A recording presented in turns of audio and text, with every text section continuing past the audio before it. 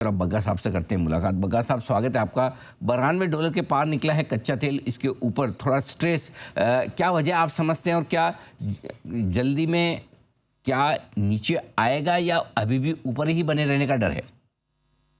देखिए अनिल जी, बहुत binary decision है। जैसे हम कहते आए हैं कि ईरान भी एक तरफ से कह रहा है कि मीडिएटर से बातचीत चल रही है, ईरानी मिनिस्टर भी गया पाकिस्तान बात करने के लिए मीडिएटर से, कतार भी बोल रहा है कि मीडिएशन में आइए। दूसरी तरफ बमबारी जारी है, 11वें दिन फिर से अमेरिका ने आज सवेरे बमबारी की है, ईरान ने भी रिटेलिएटरी स्ट्राइक्स किए हैं। तेल के ऊपर तीन फोर्सेस अभी हावी हो रहे हैं। एक तो स्ट्रेट ऑफ हॉर्मुज बंद होने के कारण जो 5-6 मिलियन बैरल निकलने शुरू हो गए थे दिन के, वो रुक गए हैं बिल्कुल। दूसरा, रेड सी से सऊदी दिन के 3 से 4 मिलियन बैरल निकाल रहा था। भारत को लगभग 7 लाख बैरल उसमें से दिन के आ रहे थे। सऊदी का मार्केट शेयर फिर से भारत के क्रूड ऑयल में जुलाई में 10% से ज़्यादा हो गया था। तो हम काफ़ी तेल ले रहे थे इराक और सऊदी से, वो दोनों रुक गया है फिर से। तो रेड सी में हुतीज ने एक ब्लॉकेड लगा दिया है सऊदीज के ऊपर। कल दो सुपर टैंकर, एक भारत का एक चीन का, दोनों ने यू टर्न ले लिया और अब वो पूरा अफ्रीका घूम के आएंगे वापस, बनिस्पत इसके कि जस्ट यहाँ से निकलते और कुछ दिनों में भारत पहुंच जाते। तो ये दूसरा बंद हुआ है सप्लाई चेन। तीसरा है कजाकिस्तान, जिसका लगभग 16 लाख बैरल है, 1.6 मिलियन बैरल दिन का है।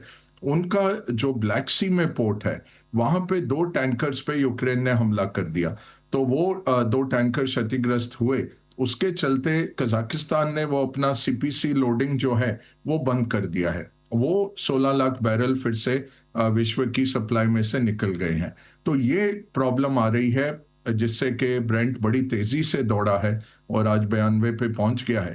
तो अब ये कहाँ रुकेगा? यही है कि अब ट्रंप तो कह रहे हैं कि हम उनके न्यूक्लियर वाले माउंटेन, जो पिकैक्स माउंटेन है, उसके ऊपर भी हम हमला करने वाले हैं। ईरान ने कहा अगर वो होता है तो हम पूरे रीजन में आग लगा देंगे। तो अब ये देखना है कि ये सिर्फ ट्रंप की धमकी है कि असली में करेंगे। यूएस के 400 से ज्यादा जहाज पहुंच गए हैं रीजन में, यूरोप से भी उन्होंने काफी जंगी जहाज निकाल लिए हैं। तो लग रहा है कि बड़े एक्शन के लिए यूएस तैयारी कर रहा है। अब ये पॉस्चरिंग है कि ईरान फिर से नेगोशिएशन पे लौट आए कि असली में फिर से बिगड़ने वाला है, बहुत मुश्किल है कहना अनिल जी। तो ये मार्केट पे अब यही इम्पैक्ट रहेगा कि ये कहाँ जाता है जंग, तेल का रवैया कैसा होता है। अब गोल्डमैन ने फिर से वो 120 का $120 का अपना एम दे दिया है साल के अंत तक का, कि अगर हॉर्मुज ऐसे ही डिसरप्टेड रहा तो ब्रेंट 120 पहुंच जाएगा दिसंबर तक। तो ओवरऑल बहुत मुश्किल का समय है, वॉलेटाइल हो गया है। अगर इसमें आज जैसे अनाउंस हो जाता है कि 10 दिन तक हम एक दूसरे पे आक्रमण नहीं करेंगे, लेबनान का करार हो गया है, इजराइल और लेबनान के बीच में करार हो गया। लेबनान का राष्ट्राध्यक्ष कल ट्रंप से मिली और एक 14 सूत्रीय कार्यक्रम उन्होंने निकाला है। तो ऐसा अगर उसको ही आड़ में ये बोल दें कि देखिए अब हम आक्रमण नहीं करेंगे, एक दूसरे पे 10 दिन की मोहलत लेते हैं, एकदम से मार्केट भाग जाएगा। अगर ट्रंप ने वो उस पहाड़ पे हल्ला बोल दिया और ईरान ने जवाबी कार्रवाई शुरू कर दी, तो ये $100 भी क्रॉस कर सकता है ब्रेंट आजकल में। तो ये बहुत मुश्किल है इसमें अनिल जी कुछ भी एनालिसिस देना। मेरे ख्याल से अभी भी दोनों में क्षमता नहीं है, एक लॉन्ग वॉर की और एक वाइड स्प्रेड वॉर की, दोनों में क्षमता नहीं है।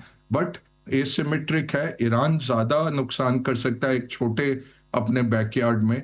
यूएस के लिए मुश्किल है ईरान को खदेड़ पाना। तो यहाँ पे अटका हुआ है बात। बात यही है कि सुलह हो जाए तो बेहतर है, सबके लिए बेहतर है। अब यही देखना है क्या होता है उसमें। जो कुछ ट्रंप ने कहा है 2 साल के बाद जेनरिक फार्मा पर टैरिफ लगाने का, इसे भारतीय फार्मा कंपनियों के लिए कैसे देखें सर? नेगेटिव है या फिर पॉजिटिव कि 2 साल तक अभी कुछ नहीं होगा, शांति से रहें, आराम से बिजनेस करें? कैसे देख रहे हैं सर? देखिए अनिल जी, जो कंपनियां हैं वो तो कोशिश करेंगी कि प्लांट लगा लिए जाएं अमेरिका में, बट वो उतना आसान नहीं है उस कीमत पे प्रदान करना अमेरिकन मैन्युफैक्चरिंग के साथ। तो आसान नहीं है। तो हमें ये देखना है कि प्रेसिडेंट क्या है। प्रेसिडेंट ये है, अप्रैल में ट्रंप ने घोषणा की थी कि 100% ब्रांडेड पे लगा देंगे।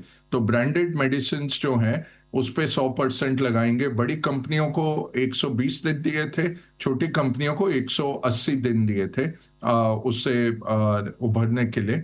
उसमें क्या हुआ है, जितनी बड़ी कंपनियां हैं उन्होंने एक करार किया है, मोस्ट फेवर्ड नेशन करार कर लिया है ट्रंप के साथ, कि जो हम यूरोप या जापान में इन मेडिसिन की कीमत प्रदान करते हैं वही हम ऑफर करेंगे अमेरिका में।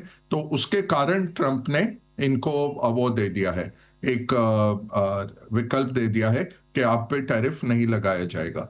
तो जेनरिक अगर देखें, 50% जेनरिक जो अमेरिका को जाता है वो भारत से जाता है। भारत का 30% फार्मा एक्सपोर्ट अमेरिका को जा रहा है, तो काफी बड़ा मार्केट है हमारे लिए। और 100% पे काफी मुश्किल हो जाती है, 200% पे तो और भी ज्यादा मुश्किल हो जाएगी। यही है कि 2 साल मिलते हैं।